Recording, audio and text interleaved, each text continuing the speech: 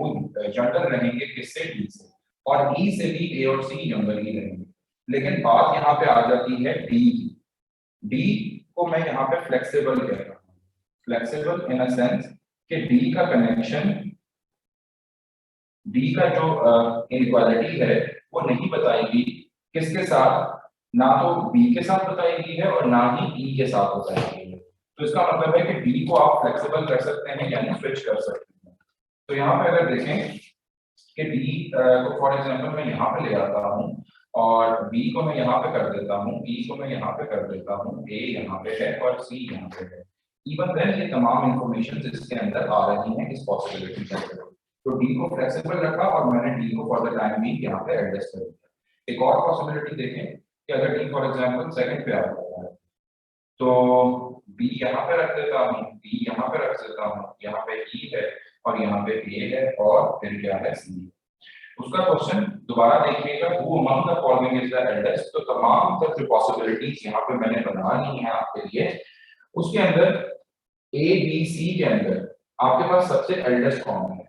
ए और सी को अगर मैं देखूं तो ए और सी को मैं कंसीडर नहीं कर सकता, क्योंकि ये बात हम मान चुके हैं कि ए सी इन तीनों पॉसिबिलिटीज में अगर आप देखेंगे तो वो एंड पे ही आ रहा है, यानी वो सबसे क्या है, यंगर है।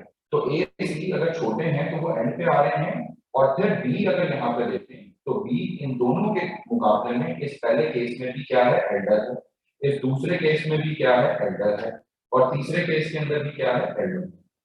यहाँ पे अगर कोई क्वेश्चन मेरे से ये पूछता है कि डी भी तो एल्डर है, जी बात बिल्कुल ठीक है, डी एल्डर है, लेकिन उसका क्वेश्चन क्या था, हु अमंग द फॉलोइंग, यानी नीचे दिए गए ऑप्शंस में से कौन एल्डेस्ट होगा, वो ये पूछ रहा था। तो ए बी सी में से कौन एल्डेस्ट है, ये तमाम तर पॉसिबिलिटी बनाई तो बी ही उसके अंदर स्टैंड आउट कर रहा था। तो राइट आंसर इसका क्या हो जाएगा, दैट वुड बी बी। अगर जिनके पास ये नोट्स पुराने हैं उसके अंदर इसका आंसर नन ऑफ दीस लगा हुआ है जो कि रॉन्ग है, ठीक है, उसको करेक्ट करना है please, beta would be the right answer. In the same वे हम क्वेश्चन नंबर 29 पे मूव करते हैं। इससे रिलेटेड किसी का कोई क्वेश्चन है तो प्लीज पूछ लें।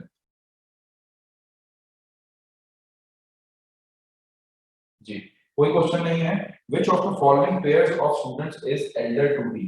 अब क्वेश्चन क्या है, नीचे दिए गए फॉलोइंग पेयर्स में से कौन एल्डर है किससे, डी से, यानी अब हमने पेयर्स को एल्डर करना है डी से। क्वेश्चन को पहले अंडरस्टैंड करेंगे। जी अलीना क्वेश्चन है। अस्सलाम वालेकुम सर। वालेकुम अस्सलाम। सर मेरा ना लेट ज्वाइन हुआ था नेटवर्क की वजह से, तो आप क्या ओवरव्यू दे सकते हैं दोबारा? Not at all.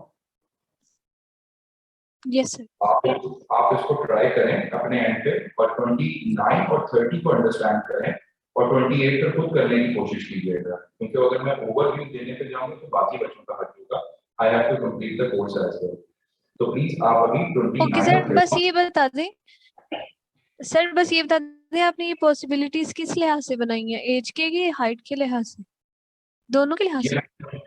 ये मैंने एज के लिहाज से बनाई है, बिकॉज वो क्वेश्चन में क्या पूछ रहा था, who among the following is the eldest. तो ये एल्डेस्ट के लिहाज से मैंने पॉसिबिलिटीज बनाई है क्योंकि क्वेश्चन उसके लिहाज से था। तो it doesn't make any sense कि अगर मैं यहाँ पे हाइट के लिहाज से पॉसिबिलिटीज बनाने लग जाऊं और जबकि क्वेश्चन एल्डेस्ट का है।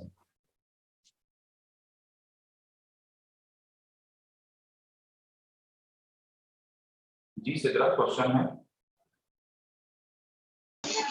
सर काइंडली ये क्वेश्चन रिपीट कर दें, 28 वाला। आपने लेट ज्वाइन किया है? जी अभी आप 29 और 30 का फॉलो अप लीजिए, ठीक है, बाद में अगर नहीं समझ आएगी तो फिर पूछिएगा। सुमैया क्वेश्चन। सर ये जो आपने डी का केस लिखा है सर, आपको कैसे पता चला कि ये फ्लेक्सिबल है? सर मतलब वैसे तो हमें पता चलता है, लेकिन अगर कोई और क्वेश्चन हो सर फिर हमें कैसे पता चलेगा कि इसमें ये स्टेटमेंट फ्लेक्सिबल है? मुझे भी नहीं पता चल रहा ऑनेस्टली स्पीकिंग। मुझे ये जो मैंने कंडीशंस यहाँ पे लिखी हैं, जो उसने मुझे इंफॉर्मेशन बताई है, मैंने वहां से देखा है। यहाँ पे देखो डी का कनेक्शन किसके साथ है, सिर्फ ए के साथ है, ना तो डी का कनेक्शन उसने एल्डर यंगर बताया है विद रिस्पेक्ट टू बी बताया है, डी का भी नहीं बताया, डी ई का भी नहीं बताया।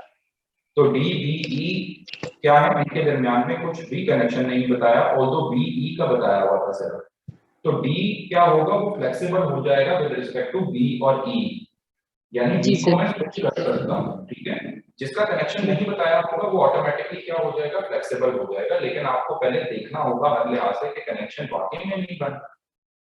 सर और सर हमारी जो आपने आपको कहा था कि लेक्चर्स से पूछ दें सर, अभी तक तो अपलोड नहीं हुए। बच्चे अब ये मैंने हेड ऑफिस में कंप्लेंट तो की भी है, अब आई डोंट नो कि वो लेक्चर्स क्यों नहीं शो हो रहे आपको, क्योंकि जितने भी जो न्यू सेशंस आ रहे हैं उनको आई थिंक तो शो हो रहे हैं, क्योंकि उनको यस सर, जितना हो रहे हैं सबके पास उनको सर, मैं सिवाय फिजिकल, हमारे सेशन के सब सेशंस के पास शो हो रहे हैं। चले मैं ये अभी रिजर्वेशन उनको अभी ही आपकी क्लास के फौरन बाद उनको रिकॉर्ड दोबारा करवा देता हूँ कि बच्चे परेशान हो रहे हैं, please do something for that, तो इंशाल्लाह वो कर देंगे। Yes sir, thank you. Moving on to question number 29. Which of the following pairs of students is elder to D? अब हमने pairs में elder करना है किसके साथ, D के साथ, और options क्या हैं? B, A. अब अगर यहाँ पे देखो जो मैंने 3 possibilities बनाई हैं, ये maximum possibilities हैं, 3 possibilities के अंदर B, A का pair, यानी B, A का pair क्या elder हो सकता है D से? यानी B, A को मुझे उठा के इस तरफ लेकर आना पड़ेगा, D के इस तरफ, तो मैं A को उठा के लेकर जा ही नहीं सकता, क्यों? क्योंकि D एल्डर है A से। तो इस वजह से जब मैं B A का पेयर अगर फर्स्ट करो उसके अकॉर्डिंगली बनाने की कोशिश भी करता हूं जो क्वेश्चन में गिवन दिया हुआ है, तो मेरी ये जो गिवन कंडीशन है, गिवन इंफॉर्मेशन है, ये वॉइड होगी, तो ऐसा मैं नहीं कर सकता। तो पहला जो वो कह रहा है B A का पेयर एल्डर होगा D से, ये तो बात समझ में नहीं आती, ये फॉल्स है, ये गलत है। बीटा ऑप्शन B C, अब B और C को कनेक्ट करना है। अब देन अगेन मेरे पास D, मैं ये बात बता चुका हूं कि D अगर एल्डर है A से तो लाजमी बात है वो C से भी एल्डर होगा, तभी मैंने तीनों में उसको यहाँ पे रखा हुआ है। तो जब मैं C को उठा के अगर B के साथ करता हूँ और B C का पेयर एल्डर करने की कोशिश करता हूँ B से, तो मेरे पास देन अगेन ये वाली इंफॉर्मेशन वॉइड होती है, तो ऐसा मैंने नहीं करना। मैंने पेयर जो एल्डर करवाना है वो बेसिकली कोई ना कोई इंफॉर्मेशन वॉयलेट ना कर रहा हो, ठीक है, वो तमाम तरह इंफॉर्मेशन पे पूरा उतर रहा हो, फिर उसको मैं मानूंगा। तो यहाँ पे सी भी नहीं हो सकता, in the same way B C का पेयर एल्डर नहीं हो सकता डी से। इन तमाम में देखें कि इन तमाम में अगर मैं उसको करने के लिए जाऊंगा तो कोई ना कोई इंफॉर्मेशन वॉयलेट होगी। चार्ली वेरी इंपॉर्टेंट है, वो कह रहा है कि बी ई का पेयर, ठीक है। अब बजाहिर यहाँ पे देखें कि बी ई का पेयर एल्डर हो रहा है पहली पॉसिबिलिटी के अंदर, ठीक है, ये बी है ये ई है, ये दोनों पेयर हैं किसके, किससे एल्डर है डी से, जो कि गिवन क्वेश्चन की कंडीशन पे पूरा उतर रहे हैं, ठीक है। लेकिन नेक्स्ट केस के अंदर देखें कि बी ई, यहाँ पे एक पेयर ये बी ई आ गया और वो एल्डर नहीं हो रहे डी से, तो अगर बी ई का पेयर अगर ये मानते भी हैं कि अगर एल्डर करना है डी से तो वो हो भी सकते हैं और नहीं भी हो सकते। कुछ पॉसिबिलिटी ये एक पॉसिबिलिटी में हो रहे थे और इस पॉसिबिलिटी में नहीं हो रहे थे, और इस पॉसिबिलिटी के अंदर तो डी सेंटर में बैठा हुआ था बी और ई के।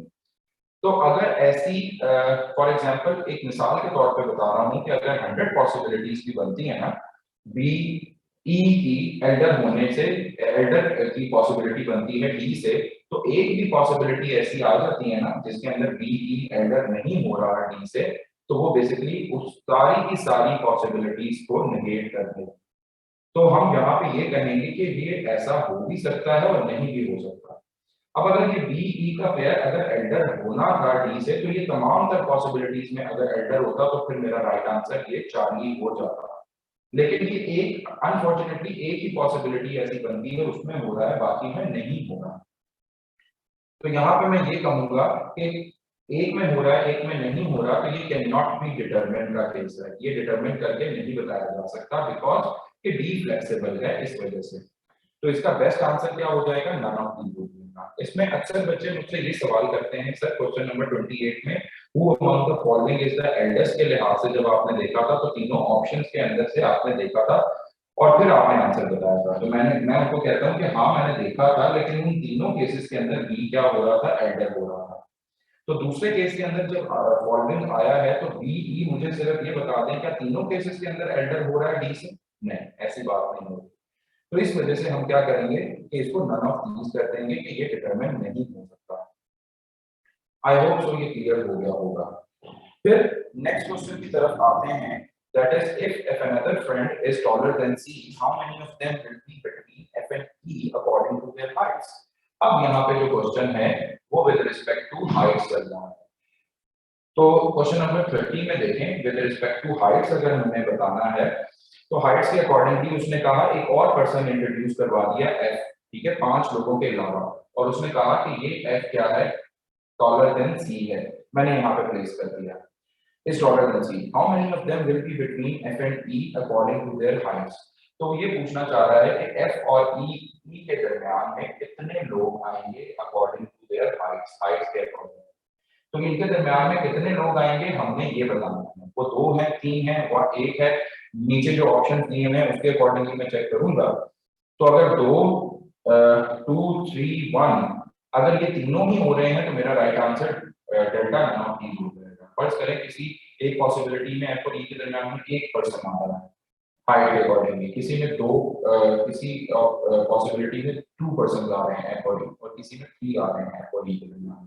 तो मेरे आंसर अल्फा बीटा चार्ली तीनों तो नहीं हो सकते। मेरा फिर राइट आंसर क्या हो जाएगा, डेल्टा नन ऑफ दीज हो जाएगा। आई होप सो ये क्लियर है। अब मैं 1 2 3 यहाँ पे बना के दिखाता हूँ। पहले हम डिस्कस कर लेते हैं हाइट वाइज इनकी बातें। तो हाइट वाइज अगर आप देखें तो C का कनेक्शन अगर आप देखेंगे तो किसके साथ बताया गया है, B के साथ। C का कनेक्शन देन अगेन D के साथ, C का कनेक्शन E के साथ। तो C इन तीनों से क्या है, वो ग्रेटर है, ठीक है, यानी अगर हाइट वाइज बात करूं तो वो टॉलर है। इन द सेम वे D मेरे पास क्या है, वो शॉर्टेस्ट है। तो अगर D शॉर्टेस्ट है तो D को तो सबसे पहले आखिर में रखूंगा, यहाँ पे आखिर में रख दिया। अच्छा, ये वाली मेरे पास फुलफिल हो गई है। अब A at the same time taller था D से, तो D से लेफ्ट साइड की तरफ क्या आएगा, A आएगा। अब यहाँ पे गौर करें कि C और D को तो मैंने कर दिया एंगेज और F को भी कर दिया था।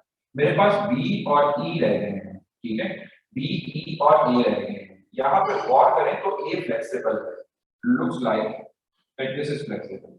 ये कैसे पता चला, गौर करें कि C का कनेक्शन B D E के साथ बताया गया, A का कनेक्शन सिर्फ D के साथ बताया गया, A का कनेक्शन ना तो C के साथ बताया, ना E के साथ बताया, ना B के साथ बताया।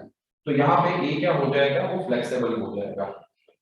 तो अभी फॉर द टाइम बीइंग मैं इसी क्वेश्चन के ऊपर फोकस करता हूँ और A को समवेयर यहाँ पे ही रखता हूँ, ठीक है, क्योंकि F और E के दरमियान में कितने पर्सन्स हैं with respect to their heights ये बताना है। तो यहाँ पे फर्स्ट कर लें, मैं B रखता हूँ, E रखता हूँ और A यहाँ पे रख देता हूँ। तो मैंने उधर A को फ्लेक्सिबल कहा।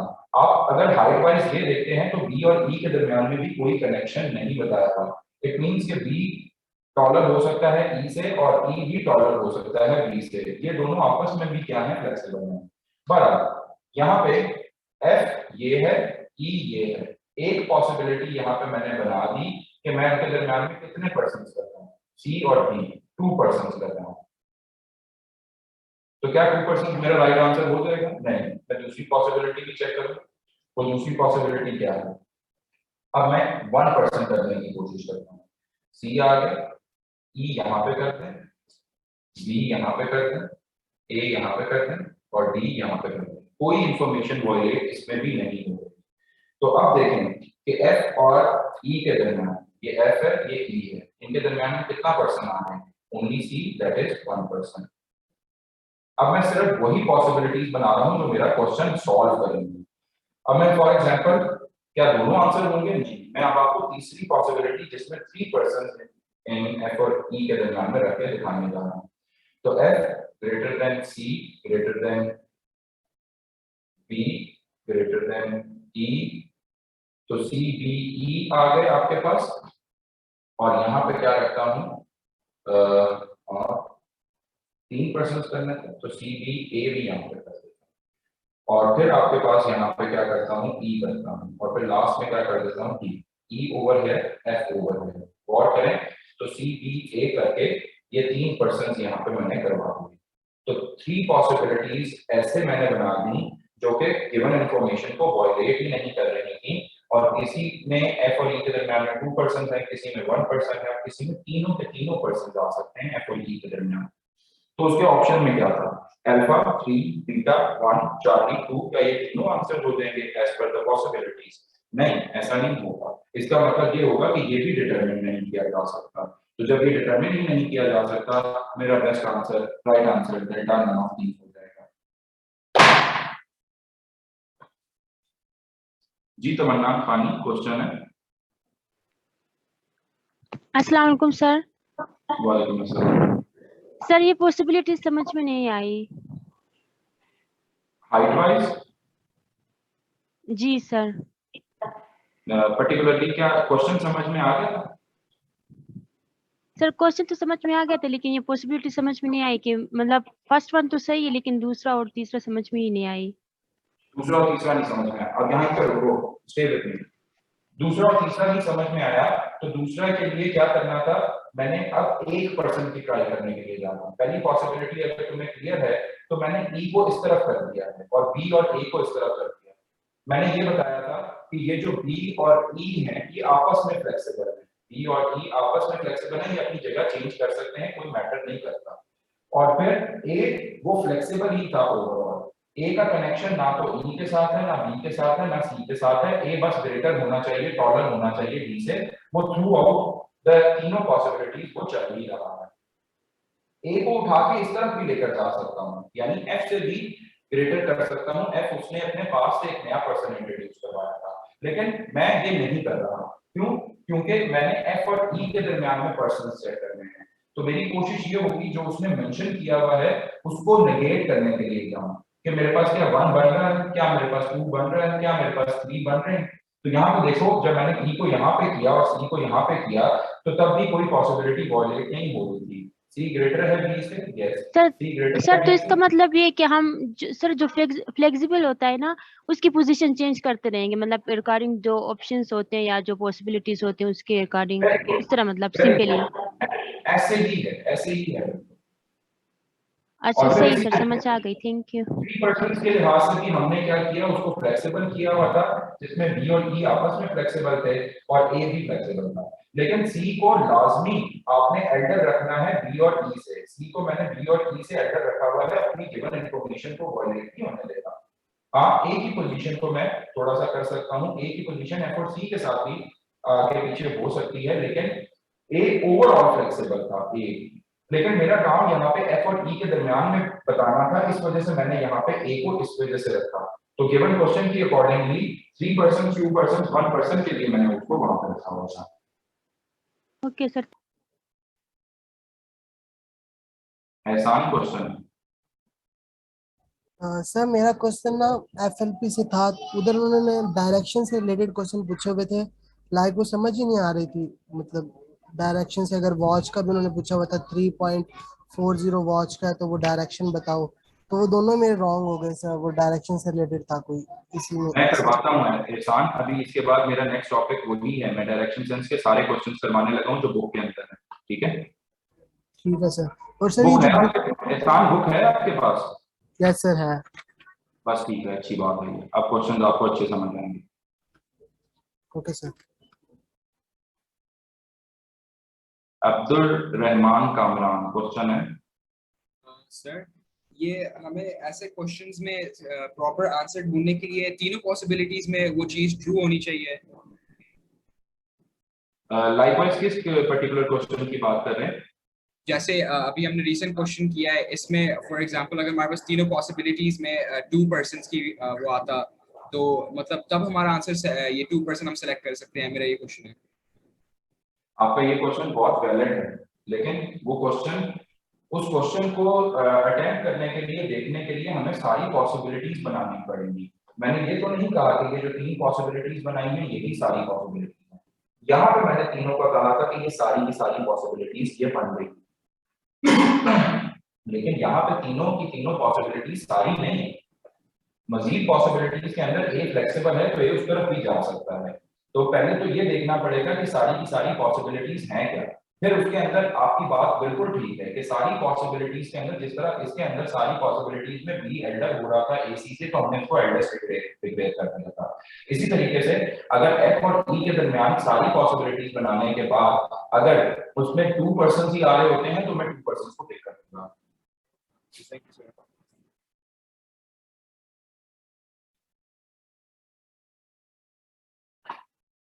जी मैं डायरेक्शन सेंस पढ़ाने लगा हूँ, क्वेश्चन पूछ लीजिए जल्दी जल्दी। सर अगर ऑप्शन डेल्टा में अगर ऑल ऑफ दीज होता तो फिर वो सही होना था। देखिए क्वेश्चन की ना नॉलेज को पहले समझिए। आपने अच्छा क्वेश्चन किया है। अगर मेरे पास if another friend is taller than C, how many of them will be between F and E according to their height? तो अगर all of these अगर कर देता तो हाँ ठीक है, मैं कंसिडर कर सकता था उसको राइट आंसर। लेकिन यहाँ पे वो देन अगेन क्या होगा, कुड बी की कंडीशन होगी, ठीक है। अब जो मेरे पास कुड बी होता है ना, इसका क्या मतलब होता है कि ऐसा हो सकता है। जैसे कि ऊपर वाला question, which of the following pairs of students is elder to D, अगर यहाँ पे सिर्फ कुड बी ऐड करते हैं, which of the following pairs of students could be elder to D, तो फिर कुड बी का केस था, तो कुड बी के केस में चार्ली बी ई में सही कर देता, क्योंकि एक पॉसिबिलिटी के अंदर वो कुड बी हो तो रहा है ना, तो फिर मेरा राइट आंसर होता। अब इस तरीके से 30 में कह रहा है if f another friend is taller than C, how many of them will be between F and E according to them, यानी वो तादाद पूछ रहा है कि कितनी हो सकती है, तो उसके साथ उसको could be का भी वर्ड यूज करना चाहिए था, how many of them could be between F and E according to their height, तो फिर all of these करता अगर डेल्टा में होता। क्योंकि मैं ये बता रहा हूँ कि ये सारी पॉसिबिलिटीज मैंने नहीं बनाई, सिर्फ इस पर्टिकुलर क्वेश्चन के तहत मुझे क्या एफ और ई के दरमियान सिर्फ देखना था, तो इस वजह से मैंने 3 to 1 किया, डिटरमिन नहीं किया जा सकता, इस वजह से डेल्टा नन ऑफ दीस कर दिया। Okay sir.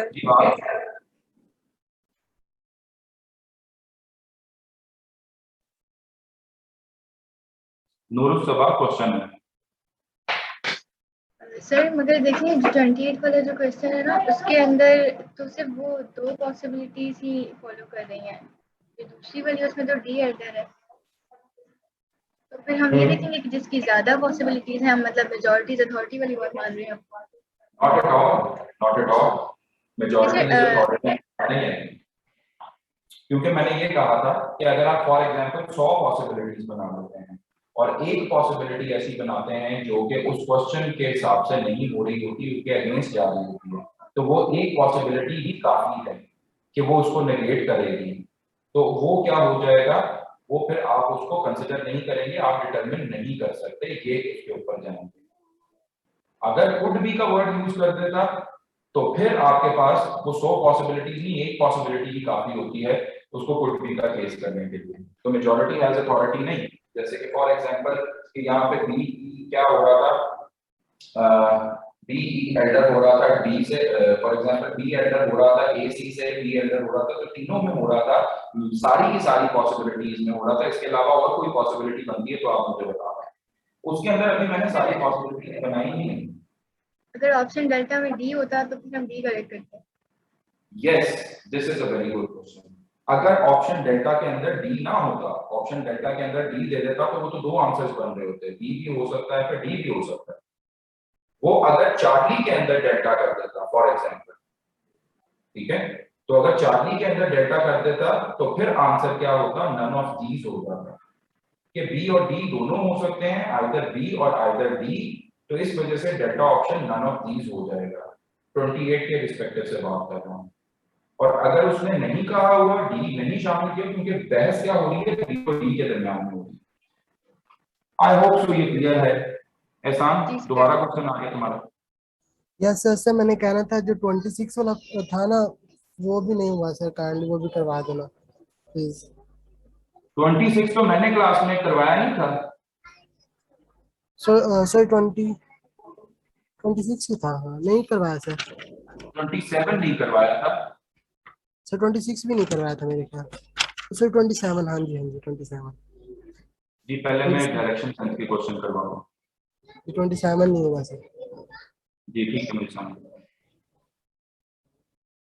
जी। अब हम मूव करते हैं, आप इसकी प्रैक्टिस कीजिएगा, इसको नोट आई होप तो आपने कर लिया होगा, तो अब आप इसकी एक दफा और प्रैक्टिस करेंगे तो आपको ये और बेहतर क्लियर हो जाएगा।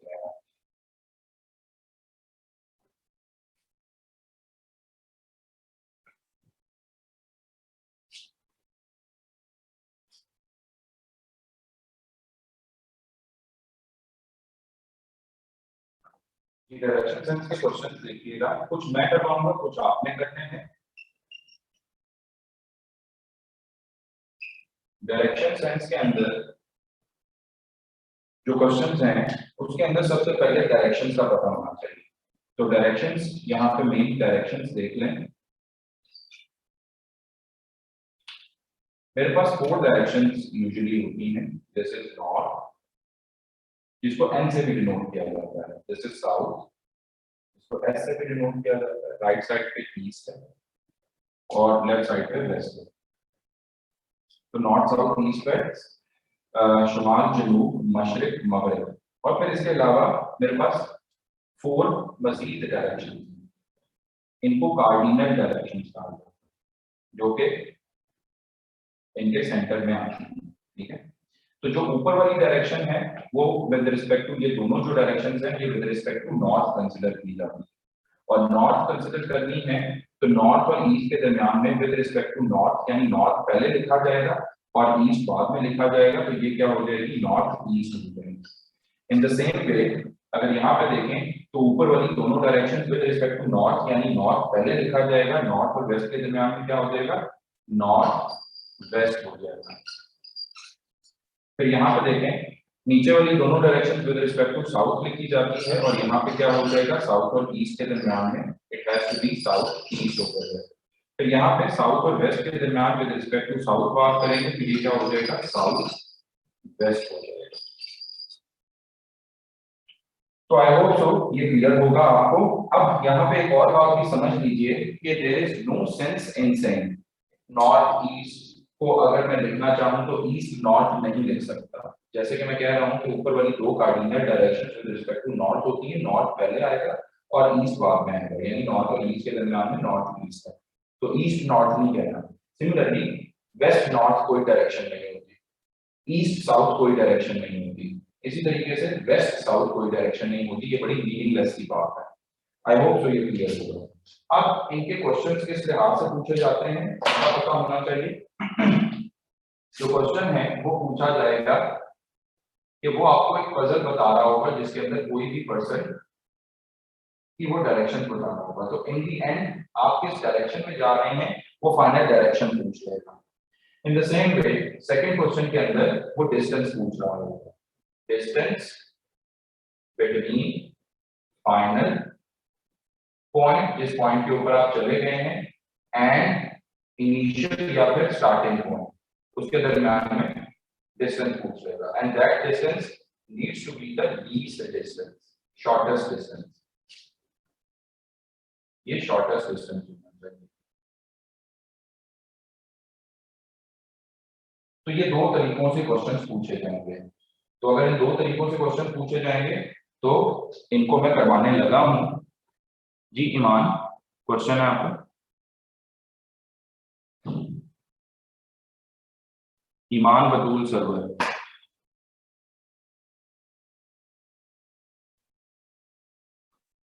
जी, अब क्वेश्चन है 36, 37, आई होप सो आपने कर लिए होंगे। फिर उसके बाद क्वेश्चन आता है 38 पे।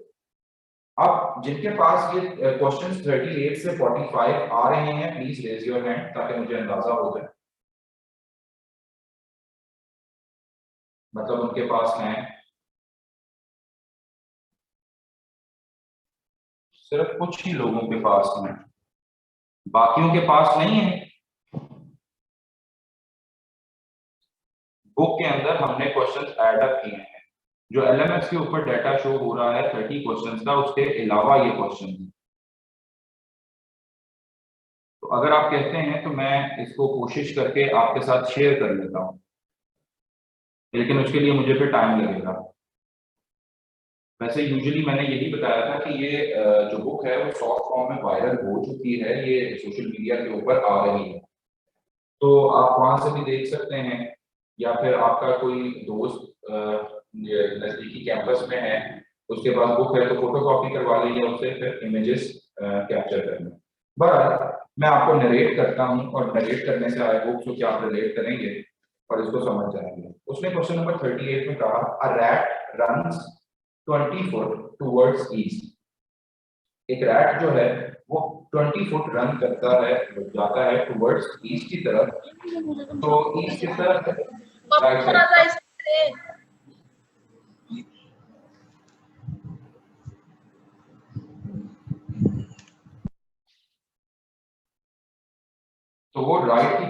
ईस्ट कहाँ पे है, इस तरफ है, तो वो 20 यहाँ पे चला जाएगा। तो फॉर एग्जांपल ये 20 फुट उसने ट्रेवल किया, और जब कभी भी मैंने डायरेक्शन शो करनी होती है, I will be showing with the help of the arrows, जो कि वेक्टर्स की रिप्रेजेंटेशन है। तो यहाँ पे red runs 20 foot towards east, east की तरफ जा रहा है एंड टर्न्स राइट, और यहाँ से राइट टर्न कर जाता है। तो यहाँ पे अगर गौर करें तो उसने राइट टर्न करना है। तो अब यहाँ से अगर उसने राइट टर्न करना है तो राइट कहाँ पे होगा, डाउनवर्ड होगा, ठीक है, और लेफ्ट अपवर्ड होगा। तो यहाँ से उसने राइट टर्न करना था, जो कि राइट टर्न कर लिया, और फिर उसने कहा runs 10 and turns to right. तो यहाँ पे जब राइट टर्न कर लिया और फिर कितना आया, 10 फुट आया नीचे की तरफ, एंड टर्न्स टू राइट। अब यहाँ पे इंपॉर्टेंट बात बताने जा रहा हूँ कि जब यहाँ पे उसने राइट टर्न कर लिया है, देन अगेन वो राइट टर्न करने के लिए कह रहा है। तो यहाँ पे डायरेक्शन के अंदर जब कभी भी टॉप से बॉटम की तरफ आएंगे तो आपका और उसका पर्सपेक्टिव ऑपोजिट हो जाएगा, बाकी तमाम चीजें आपकी और उसकी पर्सपेक्टिव से सेम रहेगी, यानी in terms of right and left. For example यहाँ पे अगर मैं कुछ केसेस बता दूं तो केस नंबर 1 देखो कि केस नंबर 1 के अंदर फॉर एग्जांपल आप आ रहे हैं बॉटम से टॉप की तरफ, ठीक है। अब आपको वो राइट टर्न करने के लिए कहता है, तो आपका राइट और उसका राइट सेम ही होगा, और आपका लेफ्ट और उसका लेफ्ट भी सेम होगा। फॉर एग्जांपल सेकंड केस के अंदर आप आ रहे हैं राइट साइड से लेफ्ट साइड की तरफ, अब आपको वो राइट टर्न करने के लिए कहता है, तो राइट कहाँ पे होगा, दैट वुड बी अपवर्ड हो जाएगा, यानी ये राइट हो जाएगा। और अगर वो आपको लेफ्ट टर्न करने के लिए कहता है तो लेफ्ट कहाँ पे हो जाएगा, that would be downward. Third case के अंदर अगर आप लेफ्ट से राइट की तरफ आ रहे हैं और अब आपको राइट टर्न करने के लिए कहता है, तो जिस तरीके से मैंने बनाया, राइट कहाँ पे होगा, डाउनवर्ड हो जाएगा, और लेफ्ट कहाँ पे हो जाएगा, अपवर्ड हो जाएगा। इसी तरीके से मेरे पास लास्ट केस है जो कि क्रिटिकल है और टेक्निकल है जी। Last case which is fourth case, जब कभी भी टॉप से बॉटम की तरफ आ रहे होंगे, तो टॉप से बॉटम की तरफ आते हुए ये जो आपका पर्सपेक्टिव और उसका पर्सपेक्टिव उलट हो जाते हैं। अब अगर वो आपको कह रहा है कि राइट टर्न करो, तो आपने कहाँ पे टर्न करना है, लेफ्ट पे टर्न करना है।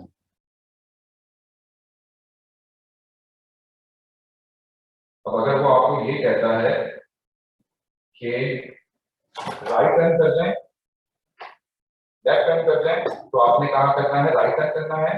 तो ये दोनों पर्सपेक्टिव थोड़े से ऑपोजिट होंगे। उसने आपको राइट टर्न करने के लिए कहा, तो वो बेसिकली क्या हो जाएगा, लेफ्ट की तरफ मूव करने के लिए कह रहा है, और वो अगर आपको कहता है कि लेफ्ट की तरफ मूव करें, तो आपने राइट की तरफ मूव करना है, बस ये थोड़ा सा चेंज है और कुछ भी नहीं। तो बस ऊपर से नीचे आते वक्त लेफ्ट राइट चेंज होते रहेगा। अब वो आपको क्या कह रहा है कि राइट टर्न करें, 10 फुट करने के बाद राइट टर्न करें, तो राइट मैंने यहाँ पे बनाया है ऑपोजिट। तो जब मैं ऑपोजिट बनाऊंगा तो यहाँ पे टर्न कर जाऊंगा, और कितना अब मैंने टर्न करना है, कितना जाना है, turns 9 and again turns to left. तो यहाँ से मैंने 9 फुट जाना है और अगेन टर्न टू लेफ्ट। तो यहाँ पे मैं केसेस बता चुका हूँ कि जब आप राइट से लेफ्ट की तरफ आ रहे होंगे तो लेफ्ट कहाँ पे होगा, नीचे की तरफ। तो यहाँ से वो लेफ्ट टर्न कर दिया, तो नीचे आ गए हम, रन 5 मिनट, और यहाँ पे 5 फुट और मजीद कर रहा है, and then turns to left, और फिर देन अगेन वो टॉप से बॉटम की तरफ आ रहे थे, तो अब वो लेफ्ट टर्न करने के लिए आपको कह रहा है, तो लेफ्ट कहाँ पे जाएंगे, इस तरफ जाएंगे, यानी आपके राइट की तरफ। Runs 12 foot and finally turns to left, और यहाँ पे वो 12 फुट चलता है और फाइनली टर्न कर जाता है टू लेफ्ट। तो लेफ्ट पे अगर जाना है तो लेफ्ट कहाँ पे जाएंगे, अपवर्ड चले जाएंगे, और अपवर्ड जाते हुए वो 6 फुट फाइनली ट्रेवल करता है। Now which direction is the right facing, तो अगर आप गौर करें तो ऊपर वाली डायरेक्शन मैंने क्या बताई थी, नॉर्थ की बताई थी, तो राइट आंसर इसका क्या हो जाएगा, नॉर्थ हो जाएगा। इसको देखिएगा, समझ आती है तो, अगर को नहीं आती तो पूछें सवाल।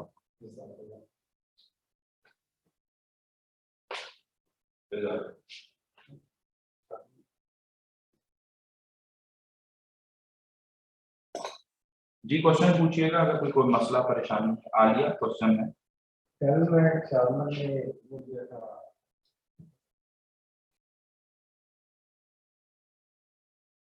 बच्चों 1 सेकंड होल्ड कीजिए।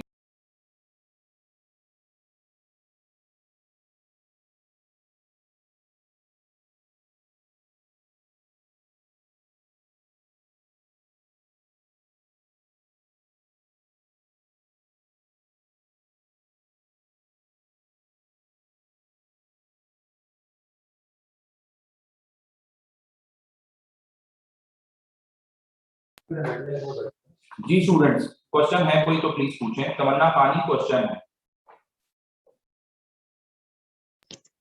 सर ये लास्ट वाले समझ में नहीं आए, आपने जो लास्ट में करवाए ना ये 4 केसेस, ये समझ में नहीं आए। इसमें कोई मैंने इतनी रॉकेट साइंस बताई नहीं है वैसे। इसमें सिर्फ मैं ये बता रहा हूँ कि वो जो पर्सन वहां पे चल रहा होगा, ट्रेवल कर रहा होगा, यहाँ पे इन दिस केस को एक छोटा सा चूहा था, तो उसका राइट लेफ्ट और आपका राइट लेफ्ट 3 केसेस के अंदर सेम रहेगा। कैसे? जब आप बॉटम से टॉप की तरफ जा रहे हैं, consider this as the bottom, ये पहला केस है, और आप ऊपर की तरफ जा रहे हैं, तो जब आप ऊपर की तरफ जा रहे हैं तो वो अगर कहता है राइट टर्न करने के लिए तो आप अपने राइट पे ही टर्न करेंगे, वो लेफ्ट टर्न करने के लिए कहता है आप अपने लेफ्ट पे ही टर्न करेंगे। दूसरा केस मैंने बताया कि आप अगर फॉर एग्जांपल राइट से, ये राइट साइड है, ये लेफ्ट साइड है, राइट से लेफ्ट साइड की तरफ मूव कर रहे हैं, तो यहाँ पे देयर कम्स अ पॉइंट जिस पॉइंट से वो ये कहता है कि अब आप इतना फासला तय करने के बाद राइट टर्न करना है, तो आप अपने राइट पे ही टर्न करेंगे। अगर वो लेफ्ट करने के लिए कहता है तो अपने लेफ्ट पे ही करेंगे। तीसरा केस भी इसी तरह का कि लेफ्ट साइड से अगर राइट साइड पे जाना है, ये लेफ्ट राइट ये भी तो होते हैं, तो लेफ्ट से राइट की तरफ आप जा रहे हैं, फॉर एग्जांपल आपने 10 फुट का फासला तय कर लिया है, देयर कम्स अ पॉइंट, और यहाँ पे वो कहता है लेफ्ट टर्न कर दो, तो आप अपने लेफ्ट पे ही टर्न करेंगे, और राइट टर्न करने के लिए कहता है तो आप राइट ही टर्न करेंगे। There was only one case when you are coming from top और टॉप से बॉटम की तरफ आ रहे हैं, and there comes a point which is this point. तो इस टॉप से बॉटम आते वक्त अगर वो आपको राइट टर्न करने के लिए कहता है तो आपने राइट टर्न करना है, which is actually your left, ठीक है, वो आपका लेफ्ट बनता है। यहाँ पर इसी वजह से मैंने राइट लिख दिया कि राइट का क्या मतलब है, अगर वो राइट करने के लिए कहता है तो अब राइट इस तरफ जाना है, यानी मैंने राइट लेफ्ट को स्विच कर दिया है। अगर वो कहता है लेफ्ट जाना है तो वो बेसिकली आपका राइट हो जाएगा, इस वजह से मैंने राइट साइड पे क्या लिख दिया, लेफ्ट लिख दिया। तो बेसिकली क्या किया, ये मैंने सिर्फ टॉप टू बॉटम के लिए एक केस बताया था कि जिसके अंदर आपका पर्सपेक्टिव और उसका पर्सपेक्टिव ऑपोजिट होता है, बस यही इसके अंदर एक कैच था और कुछ भी नहीं। तो मैं ये क्वेश्चन है सर जो हम न्यू मतलब सेकंड पॉसिबिलिटी जब स्टार्ट करेंगे सर, वो मतलब जहाँ पे वो स्टॉप हुआ है वहां से स्टार्ट करेंगे या जहाँ से हमने वो 20 से स्टार्ट किया था वहां से? सॉरी मुझे क्वेश्चन नहीं समझ आई आपकी, क्या पूछा आपने? सर ये जो सेकंड केस है ना सर, ये runs 9 degree and again turns to left, sir ये वाला, सर अब ये कहाँ से हमने स्टार्ट करना है? ये वहीं से जहां से आप आखिर में टर्न किया है आपने और जितना ट्रेवल किया है, और उसके बाद वो जिधर भी टर्न करने के लिए जाता है वहीं से स्टार्ट करना। जी सर। और सर आपने ब्रैकेट में क्या लिखा हुआ है स्टैंडिंग पॉइंट के बाद? एंड स्टार्टिंग पॉइंट लीस्ट या शॉर्टेस्ट डिस्टेंस, लीस्ट शॉर्टेस्ट यानी डिस्टेंस बिटवीन फाइनल और स्टार्टिंग पॉइंट के दरमियान में डिस्टेंस बताना है तो वो लीस्ट और शॉर्टेस्ट डिस्टेंस होगा। जी सर। मोमिना क्वेश्चन है।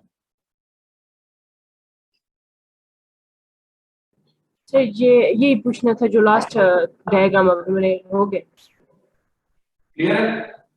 जी ओके थैंक यू। तो अगर आप गौर करें तो क्वेश्चन नंबर 39 है, 2 ladies and 2 men are playing cards. अब मैं इसको थोड़ा रब कर रहा हूँ। अब आगे जितने भी क्वेश्चंस आएंगे वो समहाउ लॉजिकल डिडक्शंस के ही होंगे, हमें डिडक्शंस बनानी पड़ेंगी। तो 2 ladies and 2 men are playing cards and are seated at north, east, south and west. तो ये मेरे पास क्वेश्चन नंबर 39 है, इसके अंदर नॉर्थ, साउथ, ईस्ट और वेस्ट आ गया, जिसको मैंने एब्रिविएशन फॉर्म में लिख दिया। उसने कहा 2 ladies and 2 men are playing cards। अगर ये दो जो लेडीज हैं और 2 मैन हैं वो प्लेइंग कार्ड्स कर रहे हैं and are seated at north in particular directions के ऊपर वो बैठे हुए हैं, no lady is facing east. अब गौर कीजिएगा यहाँ पे फेसिंग की बात हो रही है, उसने कहा कोई भी लेडी ईस्ट की तरफ फेस नहीं कर रही होगी, तो जब लेडी ईस्ट की तरफ फेस नहीं कर रही होगी तो वो कहाँ पे नहीं बैठेगी। यहाँ पे गौर करें कि लेडी को पहले ये देखना है कि लेडी ईस्ट की तरफ फेस कैसे कर सकती है। लेडी ईस्ट की तरफ फेस तभी करेगी जब उसको मैं वेस्ट पे बैठाऊंगा।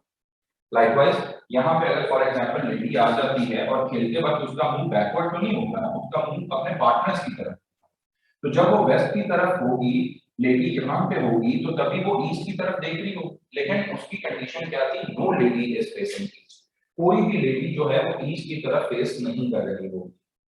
ये बात तय होगी कि वेस्ट की डायरेक्शन के ऊपर कोई भी लेडी नहीं आएगी, ठीक है, दोनों लेडीज के में से person sitting opposite to each other are not of the same sex. वो कह रहे हैं कि जो ऑपोजिट बैठे होंगे ना, नॉर्थ साउथ में या वेस्ट ईस्ट में जो बैठे होंगे, ये ऑपोजिट सेक्स के नहीं होंगे, are not of the same sex से नहीं होंगे। फॉर एग्जांपल मैन और मैन आपस में ऑपोजिट नहीं बैठ सकते, लेडी और लेडी ऑपोजिट नहीं बैठ सकते। क्लियर हो गया? अगर वो ऑपोजिट अगर नहीं बैठ सकते इस तरीके से, तो फिर किस तरह बैठेंगे? यानी वो ऑपोजिट बैठेंगे तो सही, लेकिन ऑपोजिट सेक्स के ही बैठेंगे। आई होप सो ये क्लियर होगा। One man is facing south. अब उसने एक इंफॉर्मेशन दे दी कि एक आदमी जो है वो फेसिंग साउथ है, तो अगर साउथ में अगर उसको बिठाना है, यानी उसका फेस करवाना है, तो इसका मतलब है उसको नॉर्थ में रखना पड़ेगा। तो नॉर्थ में रखने की वजह से उसका फेस कहाँ पे होगा? साउथ की डायरेक्शन में होगा। और फिर which directions are the ladies facing? तो अगर एक मैन यहाँ पे है तो यहाँ पे क्या होगी? उसके ऑपोजिट सेक्स की होगी, एक लेडी यहाँ पे आ जाएगी। और उसने कहा है कि लेडी यहाँ पे वेस्ट पे नहीं बैठेगी, क्यों? क्योंकि कोई भी लेडी ईस्ट की तरफ फेस नहीं कर रही होगी।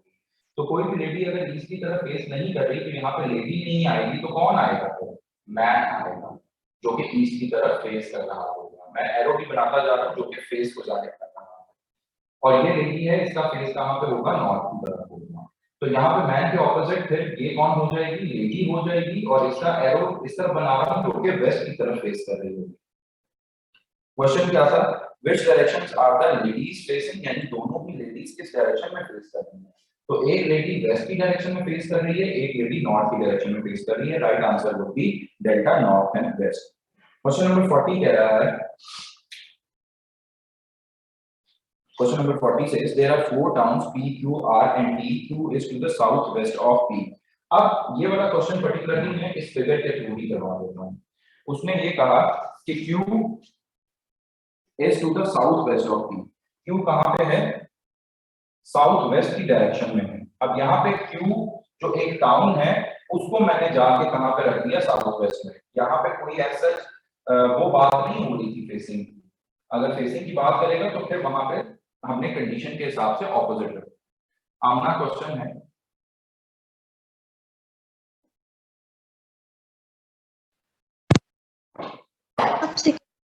ब्लू मार्कर का यूज करें, ब्लू मार्कर का यूज कम करें, नजर नहीं आ रहा ना। दूसरा रेड और ब्लैक से सही नजर आता है, ब्लू से वो मेसी नजर आता है।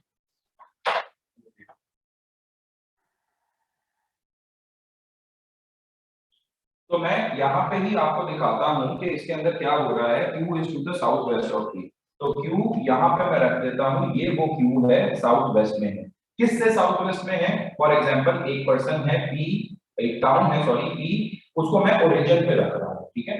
तो इस P पॉइंट से Q कहाँ पे है? साउथ वेस्ट में है, इसका ये कहने का मतलब है। फिर उसके बाद उसने कहा R is to the east of Q. R कहाँ पे है? ईस्ट ऑफ Q होगा। तो Q यहाँ पे है तो ईस्ट उसका कहाँ पे होगा? इस तरफ होगा, क्योंकि ईस्ट इस तरफ में है। तो R समवेयर यहाँ पे आएगा, लेकिन कंप्लीट नहीं किया उसने। वो कह रहा है R is to the east of Q and south east of P. तो अगर R यहाँ पे है और साउथ ईस्ट के ऊपर है किससे? P से, तो P से साउथ ईस्ट कहाँ पे है? यहाँ पे है। तो यहाँ पे मैं किसको प्लेस कर रहा हूँ? R को प्लेस कर रहा हूँ। तो R को यहाँ पे प्लेस करने की वजह से P से साउथ ईस्ट में चला गया R और Q से ईस्ट में चला गया R। आई होप सो ये क्लियर होगा। जो उसकी गिवन कंडीशन है उसके अकॉर्डिंगली करना। And T is to the north of R in line with QP. और वो कह रहा है कि T कहाँ पे होगा? नॉर्थ में होगा। तो नॉर्थ में कहाँ पे होगा T? In line with QP, QP की ही लाइन में। तो ये QP की ही लाइन चल रही है, तो ये QP की लाइन में T आ जाएगा। और अगर मैं इन पॉइंट्स को अगर कनेक्ट करने की कोशिश करूं तो ये बेसिकली मेरे पास एक राइट एंगल ट्रायंगल बन रही है। तो इन द एंड वो पूछ क्या रहा था? In which direction of P is T located? ये P की कौन सी डायरेक्शन होगी? P से कौन सी डायरेक्शन होगी जहां पे T लोकेट कर रहा है, लोकेट हो रहा है? तो यहाँ पे देखें, P से जो T की लोकेशन है वो कहाँ पे है? ये वाली डायरेक्शन किसको जाहिर कर रही है? नॉर्थ ईस्ट को। तो right answer would become north east in this way. आसान क्वेश्चन है। सर ये R वाला दोबारा बता दीजिए, समझ नहीं आई कि R की पोजीशन आपने कैसे एडजस्ट की? आर उसने कहा था क्यू से ईस्ट पे है, तो ईस्ट वाली डायरेक्शन में मैंने आर को प्लेस करना था, लेकिन एट द सेम टाइम वो ये कह रहा था कि आर जो है पी से साउथ ईस्ट में है। ठीक है, क्वेश्चन दोबारा पढ़ता हूं। वो कह रहा है R is to the east of Q and south east of P, यानी आर ही क्या होगा, साउथ ईस्ट की डायरेक्शन में होगा, किससे, पी से। तो मैंने साउथ ईस्ट ये पढ़ा हुआ ना, ये साउथ ईस्ट है, तो साउथ ईस्ट की डायरेक्शन में आर होगा विद रिस्पेक्ट टू पी, और विद रिस्पेक्ट टू क्यू वो ईस्ट की डायरेक्शन में होगा। Clear? Yes sir, got it. ताहा कासिम क्वेश्चन। सही है, आपने पी को सेंटर में किस तरह रखा है इससे पहले? पी की कोई भी डायरेक्शन हो सकती थी, तो फॉर रेफरेंस पॉइंट मैंने पी को सेंटर में रख लिया। उसने मुझे ये तो नहीं कहा हुआ था कि पी ओरिजिन में नहीं हो सकता, मैंने तो सिर्फ ये जो कार्डिनल डायरेक्शंस हैं, क्योंकि ये इन्वॉल्व हो रही थी, साउथ वेस्ट और साउथ ईस्ट इन्वॉल्व कर रहा था वो, इस वजह से मैंने बेहतर अंडरस्टैंडिंग के लिए ये समझा कि पी को मैं सेंटर पे कर देता हूं। आपको एतराज है? मैं नहीं करता, तभी ट्रायंगल बन जाएगी। ठीक है ताहा? जी।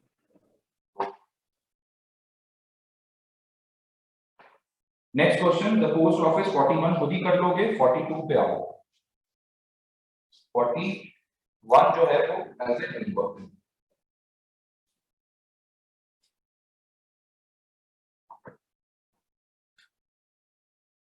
जी क्वेश्चन है 42। अब 42 में वो हमसे डायरेक्शन भी पूछेगा और at the same time distance भी पूछेगा।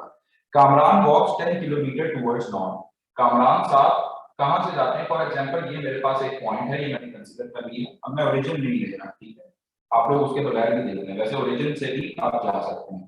तो इस पॉइंट से फॉर एग्जांपल मैंने जाना है नॉर्थ की डायरेक्शन में, तो नॉर्थ कहां पे है? अपवर्ड है, तो नॉर्थ में जा रहे हैं, कितना चले गए वो? 10 किलोमीटर फॉर एग्जांपल चले गए। ये टोटल डिस्टेंस कितना है? 10 किलोमीटर है। फिर फर्दर उन्होंने ये कहा from there he walks 6 kilometre towards south. तो यहां से वो पैदल चलते हुए आए और 6 किलोमीटर किधर आ गए? साउथ में। ऊपर क्या था? नॉर्थ था, नीचे क्या था? साउथ। तो पहले ऊपर जा रहे हैं और फिर ऊपर जाने के बाद वहीं उसी पॉइंट से जब 10 किलोमीटर हो गए हैं तो इस पॉइंट से वापस की तरफ आ रहे हैं। तो यहाँ पे अगर गौर करें तो ये ऊपर जा रहे थे और फॉर एग्जांपल ऊपर जाते हुए यहाँ पे फिर नीचे आ रहे हैं, and there comes a point, इस पॉइंट पे आ गए हैं। तो जब ये 6 किलोमीटर उन्होंने फासला तय कर लिया है, तो जब ये 6 किलोमीटर हो गया है तो रिमेनिंग कितना बच गया? This has to be 4 kilometre, right?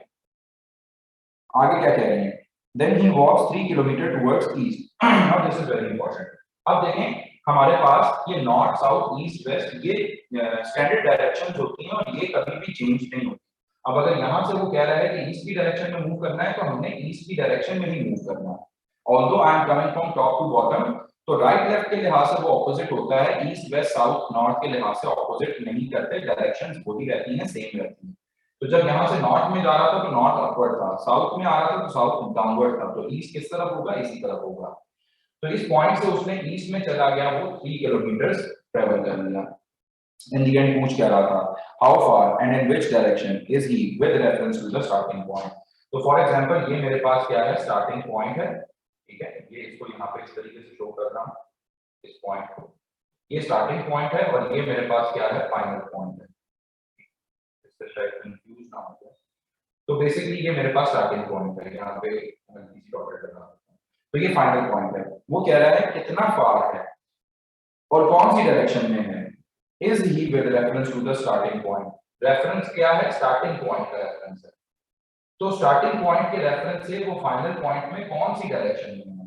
तो अगर यहाँ पे अगर हम हिसाब लगाएं तो स्टार्टिंग पॉइंट से फाइनल पॉइंट पे कौन सी डायरेक्शन में है, यानी with respect to starting point देखना है तो वो ये वाली डायरेक्शन जो बनती है वो देन अगेन क्या बनती है? नॉर्थ ईस्ट ही बनती है। लकीली यहाँ पे सारी डायरेक्शंस ही नॉर्थ ईस्ट हो गई हैं। और एट द सेम टाइम उसने फार भी पूछा हुआ था कि फाइनल पॉइंट और स्टार्टिंग पॉइंट का कितना फासला है। तो अगर मैं फासला देखूं तो मुझे पाइथागोरस थ्योरम पता है, this is perpendicular, this is base, तो ये 4 स्क्वायर प्लस 3 स्क्वायर हो जाएगा, व्हिच इज 16 प्लस 9 ultimately square root 25 will give me 5 kilometre. तो right answer would become 5 kilometre north east हो जाएगा। सुमैया क्वेश्चन। सर ये आप अगेन बता दें सर, फिगर आपने कैसे बनाई है सर? सॉल्यूशन तो समझ आ गया सर, फिगर नहीं समझ आई। एक पॉइंट कंसीडर कर लिया, वहां से नॉर्थ में जा रहा है, कितना नॉर्थ में चला गया, 10 किलोमीटर। जब 10 किलोमीटर वॉक करके चला गया है, 10 किलोमीटर कवर हो गया है, वहां से दोबारा वापस नीचे आ रहा है 6 किलोमीटर। तो ये 6 किलोमीटर है, पूरा 10 है, 10 में से 6 माइनस कर दूंगा, रिमेनिंग कितना रह गया 4। इस पॉइंट से वो कहता है ईस्ट की तरफ मूव करता है। ईस्ट की तरफ कितना मूव करता है, 3 किलोमीटर। तो 3 किलोमीटर यहाँ पे पहुंच गया और ये फाइनल पॉइंट डिक्लेयर करता है। स्टार्टिंग पॉइंट ये वाला था जहां से वो नॉर्थ में जा रहा था 10 किलोमीटर, स्टार्ट तो यहीं से हुआ था ना। फिर उसने ये कहा था कि वो कौन सी डायरेक्शन में है with respect to the starting point. तो हमने with respect to starting point यानी स्टार्टिंग पॉइंट से देखते हुए ये बताना है कि ये जो यहाँ पे पर्सन खड़ा हुआ है यहाँ पे फाइनल पॉइंट के ऊपर, ये कौन सी डायरेक्शन है। तो that direction is basically north east. देखिए ये वाला एरो किस तरफ जा रहा है, नॉर्थ ईस्ट पे जा रहा है। तो ये राइट आंसर क्या हो जाएगा, नॉर्थ ईस्ट हो जाएगा with respect to direction, and with respect to distance it would be 5। Clear? Yes sir, clear हो गया। शहरियार क्वेश्चन है, शहरियार खान। सर अगर हमारे पास राइट ट्राइंगल ना बन सके तो हम कैसे सॉल्व करेंगे? देखिए वो जो क्वेश्चन आएगा फिर उसको उस लिहाज से देखेंगे, डील करेंगे। आपके पास यूजुअली एक पूरी ट्राइंगल ही बन जाती है, ठीक है। तो जिसमें राइट ट्राइंगल नहीं बन रही होगी वो आपको प्रोवाइड ही नहीं करेगा, क्योंकि उसके अंदर फिर हमें जो दूसरे ज्योमेट्रिकल फॉर्मूलाज हैं फिर वो अप्लाई करने पड़ेंगे, ठीक है। तो यहाँ पे लकीली एक ट्राइंगल बन रही थी जो कि पाइथागोरस थ्योरम से हो रही थी। अब उसके लिए मुझे कोई काउंटर एग्जांपल आपके लिए लेकर आनी पड़ेगी कि जिसके अंदर राइट ट्राइंगल नहीं बन रही, लेकिन मैं आपको गारंटी देता हूँ यहीं से देख लेते हैं। अगर 1 किलोमीटर हम साउथ की तरफ मूव करें तो ट्राइंगल नहीं बनेगा, राइट ट्राइंगल। अब चेक कर लें इस तरह, इसी के अंदर जी 1 किलोमीटर अगर डाउनवर्ड मूव करें तो ट्राइंगल नहीं बन सकती। आपकी आवाज कट रही है, मुझे कुछ समझ नहीं आ रही कि आप क्या कह रहे हैं कि इसको डाउनवर्ड मूव कर लूं? जी सर 1 किलोमीटर इसे साउथ की तरफ मूव करें अगर। जी 1 किलोमीटर अगर मैं साउथ की तरफ यहाँ से मूव करूं, यहाँ पे फॉर एग्जांपल यहाँ पे आते हैं, तो दिस बिकम्स, अब यहाँ पे इसको मैं दिखा रहा हूँ, आप ये कह रहे हैं, now this becomes the final figure, ठीक है। ये फाइनल फिगर है और ये क्या है, स्टार्टिंग पॉइंट है, and this was the final point, right? Yes sir. ऐसे ही अब यहाँ पे देखो, अगर मैं ये ट्रायंगल बना देता हूँ, ठीक है, यहाँ पे एक शेडेड एरो लगा देता हूँ, ठीक है, एक लाइन, ये डॉटेड लाइन, ये पूरी कंसीडर कर लेता हूँ, तो जो ये लेंथ होगी ये भी वही लेंथ होगी। और फिर यहाँ पे ये देखो कि ये टोटल कितनी थी, 4 थी। अब यहाँ पे मुझे ये बता दो कि कितना नीचे आएगा साउथ में। फॉर एग्जांपल 1 किलोमीटर साउथ में आते, तो 4 में से 1 माइनस करूंगा तो ये कितना रह जाएगा, ये भी 3 रह जाएगा, ठीक है सर। तो 3 और 3 को जब पाइथागोरस से सॉल्व करोगे तो वो भी सॉल्व हो जाएगा। तो कुछ के अंदर यूजुअली ट्रायंगल ही बनेगी और फिर कुछ के अंदर अगर नहीं बन रही होगी तो फिर हमें दूसरे ज्योमेट्रिकल फॉर्मूलाज अप्लाई करने पड़ेंगे। गॉट इट जी, थैंक यू जी। नेक्स्ट क्वेश्चन 43 भी आप सॉल्व करेंगे, 44 भी आप लोग सॉल्व करेंगे और 45 भी आप लोग सॉल्व करेंगे। That's all from my side as far as direction sense are concerned. कल मैं आपके साथ टेस्ट डिस्कस करूंगा, एलएमएस के ऊपर 10 मार्क्स का टेस्ट पड़ा हुआ है, उसको जाके सॉल्व करें। और अनफॉर्चुनेटली गलती से वो जो टेस्ट का टाइम है वो 5 मिनट है, ठीक है। तो अगर वो 5 मिनट उसका टाइम है, वो टाइम कम है, I totally agree with you. 10 marks का जो टेस्ट है वो 5 मिनट कम है, तो 5 मिनट के अंदर एटलीस्ट जो पहले 5 सवाल हैं उसको अटेम्प्ट कर लेना, बाकी 5 सवाल मैं आके यहाँ पे डिस्कस कर लूंगा, ठीक है। तो ये लाजमी करके आना। इब्राहिम कोई क्वेश्चन आपका?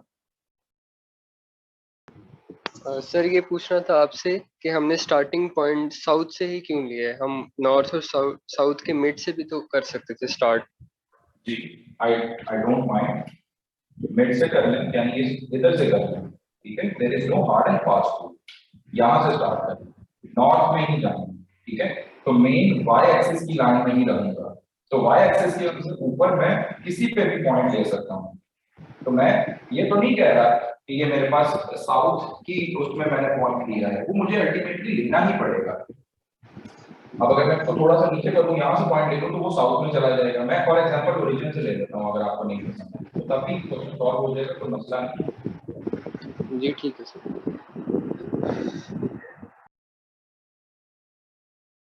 मोहम्मद अहमद क्वेश्चन है।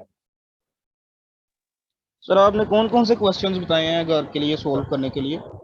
क्वेश्चन नंबर 41 मार्क करें, 41, जी सर। 43, जी सर। 41, 43 एंड 44, 45। और अगर मैं जस्ट इन केस भूल गया था लास्ट टाइम तो 36 और 37 भी कर। सर 27 आपको कहा था सोल्व करवाने के लिए। वो कल मैं टेस्ट के साथ डिस्कस कर लूंगा, डोंट वरी। ओके। सवाल क्वेश्चन एहसान, मैं वो क्वेश्चन कल टेस्ट के साथ डिस्कस कर लूंगा, परेशान ना हो। सर काइंडली क्वेश्चन नंबर 40 जो है उसका लास्ट में आप बता दें कि आपने किस तरह से फाइंड आउट की थी वो डायरेक्शन जो थी, मुझे ट्रायंगल बनाया था। हाँ तो डायरेक्शन किसकी फाइंड आउट करनी थी पहले ये मुझे बताया। सर वो देखनी थी ना कि पर्सन जो ऑपोजिट बैठे हुए हैं उनका उस डायरेक्शन की समझ नहीं आ रही थी। क्वेश्चन नंबर 40 की बात कर रही है। एक मिनट, ये सर 40 वाला। तो 40 वाला तो 4 टाउन से रिलेटेड है, P Q R and T से रिलेटेड है, इसमें तो पर्सन जो ऑपोजिट वाला तो है ही। सॉरी सर वो 40 वाला मैं कह रही हूँ। 39 कह रही है। नहीं सर ये जो आपने बनाया हुआ ना पीछे जो साउथ वाला है वो वाला, ये जो पीछे बनाया हुआ P Q R T triangle जिसमें बना है वो वाला। हाँ इसमें क्या क्वेश्चन है आपका? यहाँ पे मेरा नेट डिस्कनेक्ट हो गया था, मुझे समझ नहीं आया, आपने ट्रायंगल बना दी हुई थी जब मैं आई हूँ वापस। तो वो आपका जब नेट नहीं आ रहा होगा तो हम भी नेट अपना भेजते हैं। देखिएगा जी, there are 4 towns P Q R and T. Q is to the south west of P. Q आपके पास कहाँ पे है? साउथ वेस्ट पे है, तो क्यू को मैंने साउथ वेस्ट पे रख दिया। ठीक है, किससे साउथ वेस्ट में है? पी से, तो पी को फॉर द टाइम बीइंग मैंने ओरिजिन पे रख दिया। तो पी से क्यू क्या है? साउथ वेस्ट में है, तो क्यू को मैंने साउथ वेस्ट पे रख दिया। फिर उसके बाद क्या कह रहा था? R is to the east of Q. R जो होगा वो क्यू से ईस्ट की तरफ होगा, तो क्यू से ईस्ट की तरफ आर होगा, लेकिन एट द सेम टाइम उसने ये भी कहा and south east of P. तो ये जो आर पॉइंट होगा ये साउथ ईस्ट में होगा। किससे साउथ ईस्ट में होगा? पी से साउथ ईस्ट में होगा। तो अब क्यू से ईस्ट में रखना था आर को, लेकिन कितना इस तरफ रखना था ये नहीं पता था। ये भी उसने क्लियर कर दिया कि भाई पी से साउथ ईस्ट में आर को रखो। तो पी से साउथ ईस्ट में जैसे ही आर को रखा तो क्यू से आर जो है वो ईस्ट पे हो गया। फिर उसके बाद नेक्स्ट कह रहा था and T is to the north of R in line with Q P. T कहां पे है? नॉर्थ की डायरेक्शन में, तो टी को नॉर्थ की डायरेक्शन में कर दिया और किसकी लाइन में आ गया? क्यू पी की लाइन में आ गया। तो फिर एक राइट एंगल ट्रायंगल बन गई। In which direction of P is T located? P की कौन सी डायरेक्शन होगी? ठीक है, यानी पी से कौन सी डायरेक्शन होगी जहां पे टी लोकेट कर रहा है। तो मैंने ये रेफरेंस के तौर पे ये सारा बनाया था, तो देखो तो नॉर्थ ईस्ट की डायरेक्शन में होगा टी। क्लियर है? यस सर ठीक है, थैंक यू। ओके जी, I see you tomorrow, test attempt करके आइएगा।